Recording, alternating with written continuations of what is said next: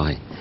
Les travaux de l'Assemblée plénière de l'épiscopat français, nouvelle condamnation sans appel de la légalisation de l'avortement et de son remboursement. Jean-Claude Darigo. Depuis 2 jours, la presse s'attendait de la part des évêques à un texte musclé concernant l'avortement et surtout son remboursement par la collectivité. Ce soir, les évêques ont parlé et ils l'ont fait avec gravité et une rare violence. Jugez-en. L'avortement est une œuvre de mort. Il est présenté et traité comme un acte de santé, son remboursement comme un acte de justice. C'est une contradiction majeure dans la vie et le droit de la nation. Le financement pose un problème de conscience. Il rend désormais complices, malgré eux, ceux qui, à juste titre, réprouvent l'avortement. Une société qui met sur le même pied la mort et la vie de ses enfants s'engage dans un processus suicidaire.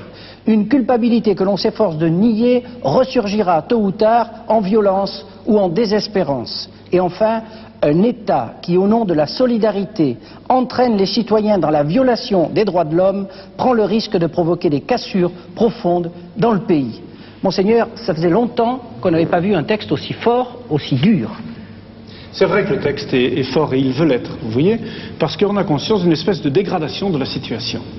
Une loi qui a été votée pour des situations de détresse se met à fonctionner trop souvent pour des affaires de convenance, tout en sachant très bien combien c'est un drame pour quantité de femmes.